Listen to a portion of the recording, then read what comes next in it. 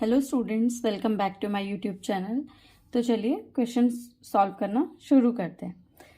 तो हम आज सॉल्व करेंगे 47 नंबर वाला क्वेश्चन में लिखा हुआ है, the nurse is caring for a client with heart failure who is receiving high doses of a diuretic.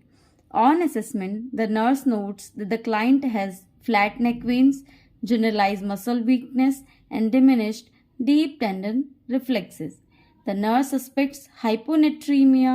What additional sign would the nurse expect to note in a client with hyponatremia? तो सबसे पहले हम options भी देख लेते हैं इसके। Muscle twitches, decrease urinary output, hyperactive bowel sounds. Fourth option is increase specific gravity of the urine. तो चलिए पहले क्वेश्चन समझते हैं।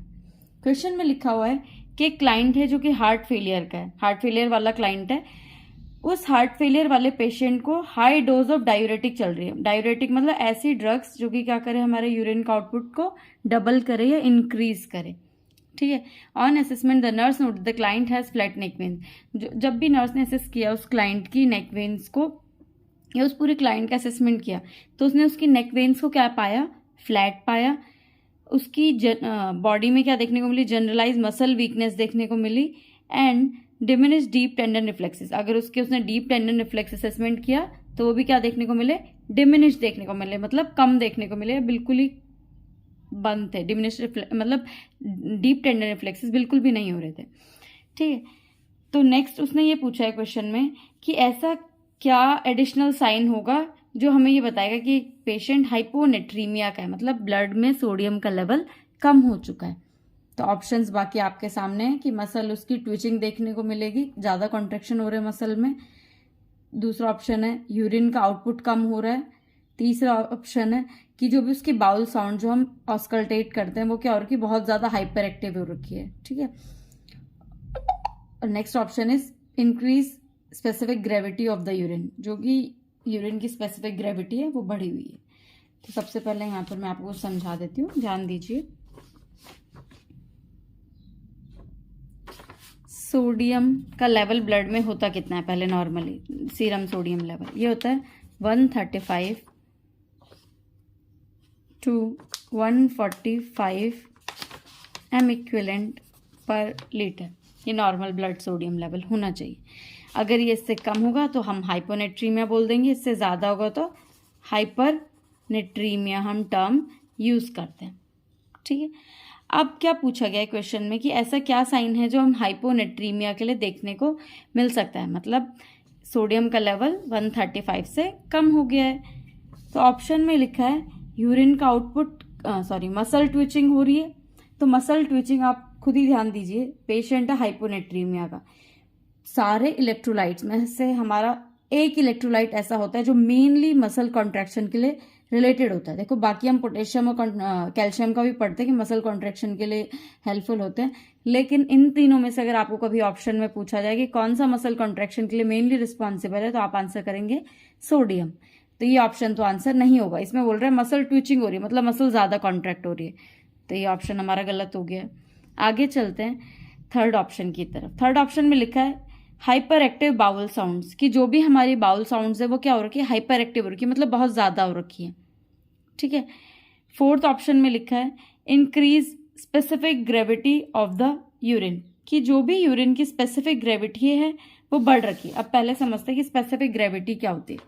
कभी भी आप किसी भी चीज़ की स्पेसिफिक ग्रेविटी सुनते हो अगर, तो इस चीज़ का मतलब क्या होता है, इसका मतलब होता है जैसे अगर यूरिन की मैं स्पेसिफिक ग्रेविटी की बात करें तो इसका मतलब है कि उस यूरिन में सॉल्यूट कितने हैं, मतलब अगर एक पर्टिकुलर अमाउंट में होंगे जितने होने चाहिए तो वो क्या होगा, उस यूरिन की स्पेसिफिक ग्रेविटी नॉर्मल होगी। लेकिन अगर सॉल्यूट का कंसंट्रेशन जितना ज़्यादा हो रहा है उतनी ही स्पेसिफिक ग्रेविटी हमारी क्या होगी, उस पेशेंट की ज़्यादा होगी। जिस भी सीरम में जिसकी भी हम बात करें, अगर मैं बोल रही हूँ ब्लड की बात कर रही हूँ, ब्लड की स्पेसिफिक ग्रेविटी ज़्यादा हो रही है, इसका मतलब ब्लड में जो भी इलेक्ट्रोलाइट्स हैं या सॉल्यूट है, चाहे वो प्रोटीन हो, पोटेशियम हो, कैल्शियम हो, सोडियम हो, अगर ये सब चीज़ें ज़्यादा होगी तो उसका ब्लड का स्पेसिफिक ग्रेविटी क्या हो जाएगी, बढ़ जाएगी। ऐसी अगर सॉल्यूट का कंसंट्रेशन कम होगा किसी भी चीज़ में तो उसकी स्पेसिफिक ग्रेविटी भी क्या हो जाएगी, डिक्रीज हो जाएगी। ठीक है, तो ये ऑप्शन आंसर तो बिल्कुल नहीं है, क्योंकि इसमें क्या लिखा है, यूरिन की स्पेसिफिक ग्रेविटी बढ़ रही है, जबकि हम देख रहे हैं हाइपोनेट्रीमिया का केस है। थर्ड ऑप्शन की तरफ चलते हैं। थर्ड ऑप्शन में लिखा है हाइपर एक्टिव बाउल साउंड्स, कि जो भी पेशेंट की बाउल साउंड्स है वो क्या हो रखी है, हाइपर एक्टिव हो रखी है। तो एक ही ऑप्शन, अब आपको कंफ्यूजन होगा दो ऑप्शन में, यूरिन आउटपुट कम है ये वाला ऑप्शन, या थर्ड ऑप्शन है जो कि हाइपर एक्टिव बाउल साउंड। तो इन दोनों में से मैं आपको बता देती हूँ, जो हमारा थर्ड ऑप्शन होगा ये हमारा आंसर होगा, क्योंकि जब भी किसी पर्सन को हाइपोनेट्रीमिया होता है उस टाइम पे जो भी बाउल साउंड्स होती है वो क्या हो जाती है, हाइपर एक्टिव हो जाती है, जबकि यूरिन आउटपुट भी क्या हो जाएगा, हाइपर एक्टिव हो जाएगा। तो सेकंड ऑप्शन हमारा आंसर नहीं होगा। So the next question is, the nurse reviews a client lab report and notes that the client's serum phosphorus or phosphate level is 1.8 mg per dl.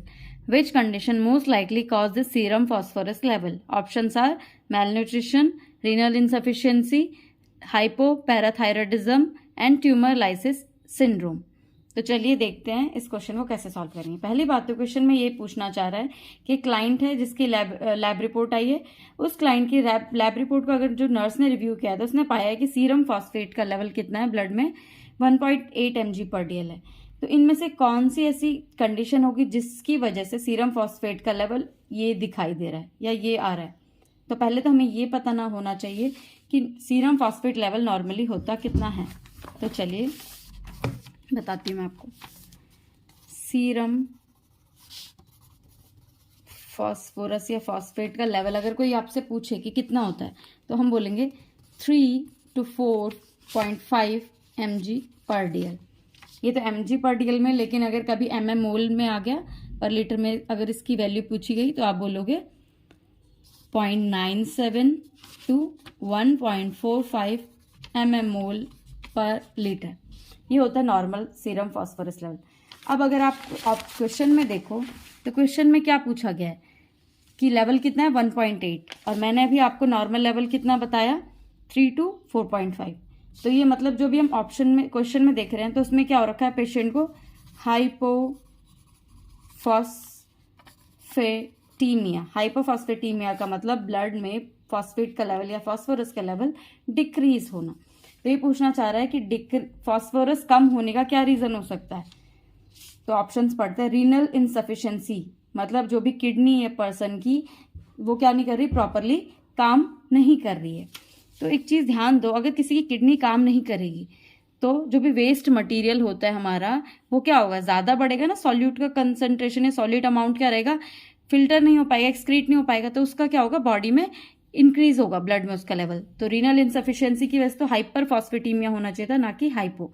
तो ये option answer नहीं होगा। Second option की तरफ चलते हैं। हाइपोपैराथायरॉयडिज्म, मतलब PTH जो हार्मोन होता है, पैराथायरॉयड होता है जो भी हमारा ग्लैंड, उससे जो भी पीटीएच हार्मोन निकलता है वो क्या हो रखा है, कम हो रखा है। तो देखते हैं कि ये कैसे अफेक्ट कर रहा है या ये ऑप्शन आंसर है या नहीं है। पीटीएच, नॉर्मली जो पीटीएच होता है वो जितना ज्यादा होगा उतना ही ज्यादा कैल्शियम होता है, ठीक है। पीटीएच कैल्शियम दोनों भाई हैं, और इनका एक और भाई है जो कि होता है मैग्नीशियम। तो 3 भाई हैं, पीटीएच, कैल्शियम, मैग्नीशियम।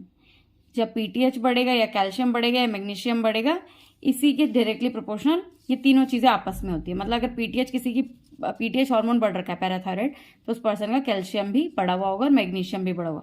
किसी का मैग्नीशियम बढ़ा है तो कैल्शियम भी बढ़ा होगा या पीटीएच भी बढ़ा होगा। तो ये तीनों चीजें सेम काम करती हैं, ठीक है। अब इसमें बोला गया है हाइपोपैराथायरॉयडिज्म कि ये रीजन हो सकता है फॉस्फेट कम होने का।